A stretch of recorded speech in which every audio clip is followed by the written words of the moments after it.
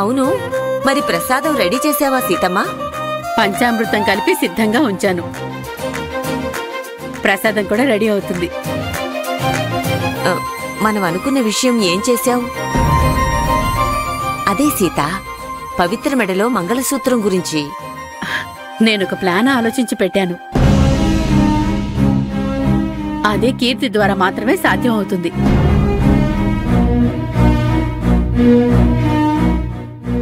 కీర్తికి పవిత్ర నేడే పడదు. అలాంటిది తన ద్వారా మంగళసూత్రం అంటే లేదు, ఇది అయ్యే పని కాదు సీత. అవుతుంది. ఎందుకంటే కీర్తి కూడా ఇంతవరకు 16 రోజుల పండగ జరగలేదు. వాసుకి ఎలాగూ ఇప్పటికే వ్రతం ఎలా చెడగొట్టాలా అని రకరకాల ఆలోచనలు చేస్తూ ఉంటుంది. కాబట్టి తన మనసులో కీర్తికి మంగళసూత్రం గురించిన బీజం వేస్తే అది జరిగితేనే వ్రతం జరగాలని గొడవ చేస్తుంది. నేనప్పుడే ముత్తైదులతో మాట్లాడుంచాను. కీర్తికి జరగాలంటే పవిత్రకి జరగాలని వాళ్లు కూడా తలా ఒక మాట అంటూ ఉంటారు.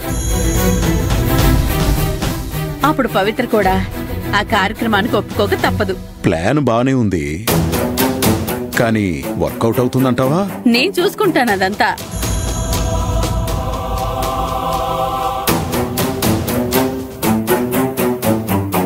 ఇంకా అలాగే ఉన్నావేంటి వాసుకి?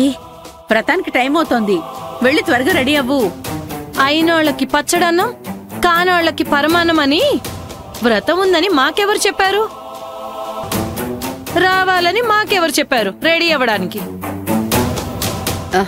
ఇంట్లో మనుషులు మీరు, నీకు ప్రత్యేకంగా చెప్పాల్సిన అవసరం ఏంటి?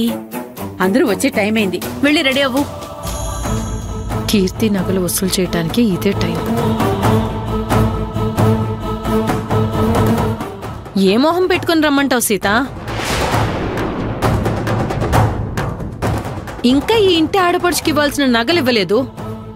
కొత్త నగలు తనకివ్వండి, తనతో పాటు మేము వచ్చి వ్రతంలో కూర్చుంటాం.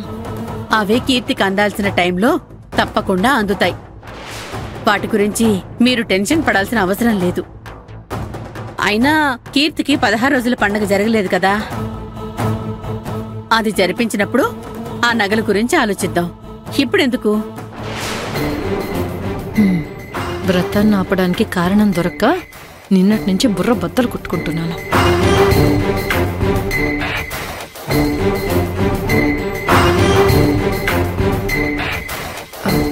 ఇప్పుడు కీర్తికి నగలిచ్చి 16 రోజుల పండగ జరిపిస్తేనే, వ్రతం జరగాలని గొడవ చేస్తేనే చచ్చినట్టు దారిలోకి వస్తారు.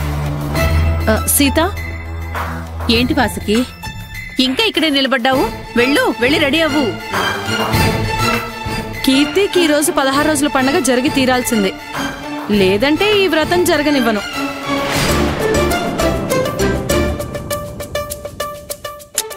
అర్థం లేకుండా మాట్లాడుకు వాసుకి. ఇప్పటికిప్పుడు ఎలా అవుతుంది? దానికొక ముహూర్తం, సమయం, సందర్భం కుదరదా? పవిత్రను కూర్చోబెట్టి వ్రతం చేయించడానికి కుదిరిన ముహూర్తం నా కోడలికి మంగళసూత్రాలు వేయడానికి ఎందుకు కుదరదు? కుదరదు అని చెప్తున్నాను కదా వాసుకి. కొన్నాళ్లు పోయాక చూద్దాం. కొన్నాళ్ల తర్వాత కాదు, ఇవ్వాళే అవ్వాలి. లేదంటే ఈ వ్రతం ఎలా చేస్తారో నేను చూస్తాను. వాసుకి వాసుకి వాసుకి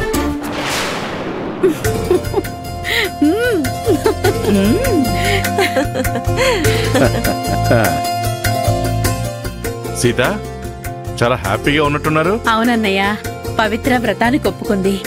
ఇంట్లో పండగ వాతావరణం తిరిగొచ్చింది. చాలా రోజుల తర్వాత మన ఇల్లు సందడిగా ఉంది.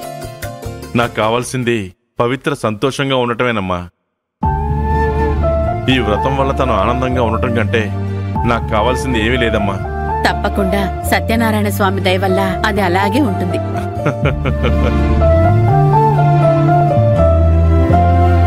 సరే అన్నయ్య, పవిత్ర రెడీ అయిందో లేదో చూసేస్తాను. రండి రాఘవయ్య గారు, అలా వెళ్ళి మాట్లాడుకుందాం. అలాగేనండి. పదండి.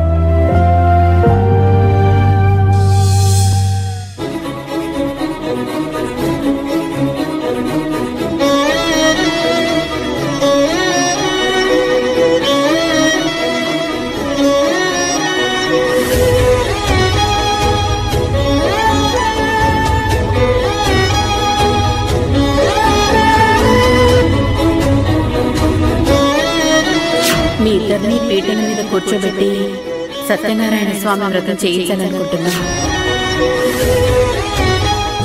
నాతో ఏం చెప్పావు? అది ఎప్పటికైనా నీ వాడే. నా ప్రమేయం లేకుండా నా మెడలో తాళి కట్టాడు అని వాదా కదా. అందుకే గుళ్ళో ఆదితో బొట్టు పెట్టించుకోవడాలు, ఆఫీస్కి వెంట పట్టుకొని తిరగడాలు చేస్తున్నాను. ఇప్పుడు అది సరిపోదన్నట్టు ఇంకొక అడుగు ముందుకు వేసి సత్యనారాయణ స్వామి వ్రతం చేసుకుంటున్నావు. నీది ఒక బ్రతికేనా?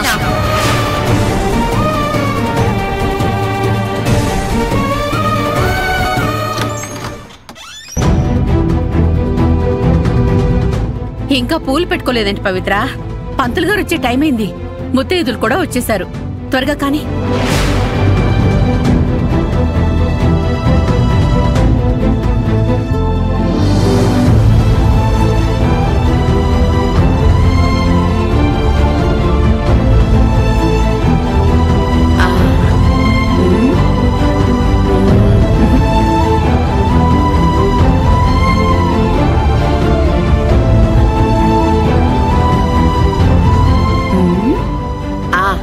ఈ హారం పెట్టుకో.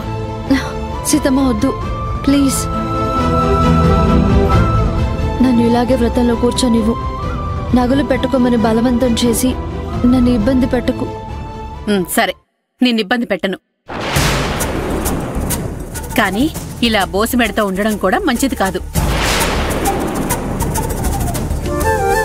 సరే, కనీసం ఈ నెక్లెస్ అయినా పెట్టుకోవాలి. సరేనా? కాదనకూడదు. సీతమ్మ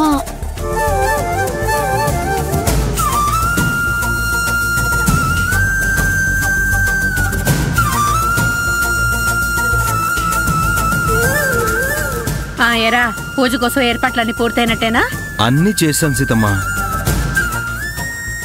వ్రతం కోసం మండపం డెకరేట్ చేశాను. స్వామివారిని కూర్చోబెట్టే పీట సిద్ధం చేశాను.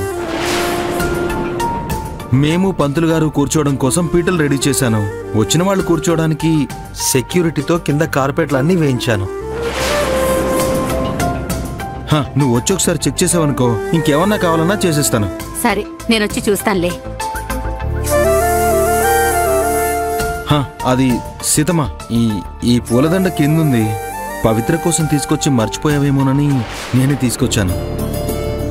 కాదురా, ఆ దండ స్వామివారి పటానికి వెయ్యాలని నేనే అక్కడ పెట్టొచ్చా. పవిత్ర ఆల్రెడీ పువ్వులు పెట్టేసుకుంది. వాటిని అక్కడే పెట్టేసే, పంతులు గారు చూసుకుంటారు. సరే సీతమ్మ. సీతమ్మ అతన్ని పనులన్నీ మీద వేసుకుని హడావిడి చేయొద్దని చెప్పు. నేనది తీసుకోలేకపోతున్నాను.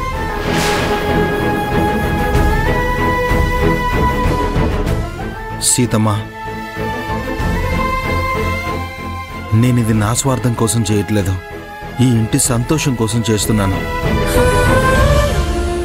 తన కడుపులో ఉన్న బిడ్డ క్షేమం కోసం చేస్తున్నాను.